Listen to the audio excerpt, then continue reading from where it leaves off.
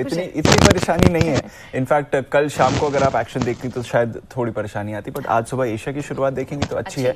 अमेरिकी फ्यूचर्स तो अच्छा ही परफॉर्म कर रहे हैं। डाउ 100-125 अंक ऊपर है। निके करीब 1% से ज्यादा की तेजी आपको दिखा रहा है, तो अच्छा एक्शन है। जहां तक ग्लोबल मार्केट्स का सवाल है, आज सुबह जो सुस्ती के संकेत थे वो अब थोड़े अच्छे बेहतर होते हुए आपको दिख रहे हैं। पर हाँ, कल शाम हमने देखा लगातार दूसरे दिन डाउ पर गिरावट थी। S&P और नैस्डैक लगातार तीसरे दिन आपको फिसलते हुए दिखे हैं। गिरावट कम थी अगर आप वैसे देखें, सिर्फ 90 अंक नीचे डाउ बंद हुआ, बट अगर आप दिन की ऊंचाई से देखें तो 450 अंक नीचे डाउ बंद हुआ, यानी कि अच्छी शुरुआत हुई और फिर थ्रू द डे डाउ गिरता रहा और एंड ऑफ सेशन में दिन के निचले स्तर पर आपको बंद होते हुए दिखा। करीब करीब 1/4% की गिरावट S&P और नैस्डैक में भी देखी। पर अच्छी बात है कि ब्रॉडर मार्केट्स में खरीदारी थी। उनका जो स्मॉल कैप इंडेक्स है रसल 2000, वो 1/4% ऊपर बंद हुआ, तो ये अच्छा संकेत था उनके लिए। तो ब्रॉडर मार्केट में एक्शन था और कुछ और सेक्टर्स में एक्शन था, बट ओवरऑल बाजार सुस्ती ही दिखा रहे थे कल। और वो इसलिए था क्योंकि इन्फ्लेशन का डेटा बढ़कर आया है। सबको मालूम था बढ़कर ही आएगा।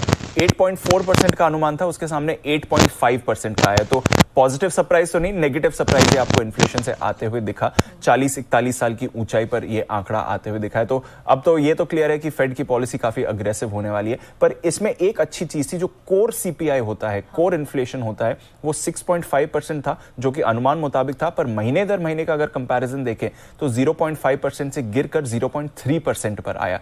तो वहां से थोड़ी राहत मिली आपको। तो इनिशियली हमने देखा कि बॉन्ड यील्ड काफी तेजी से रिएक्ट करती हुई दिखी, 2.8 के पास ऑलरेडी थी, पर कल 2.82% की ऊंचाई से फिसल कर अब 2.74% पर आई। तो कोर CPI महीने दर महीने थोड़ा कम रहा अनुमान से, उससे हल्की सी राहत बाजार को आती हुई दिखी। But overall of course inflation काफी ज्यादा है और उसकी चिंता बनी हुई है।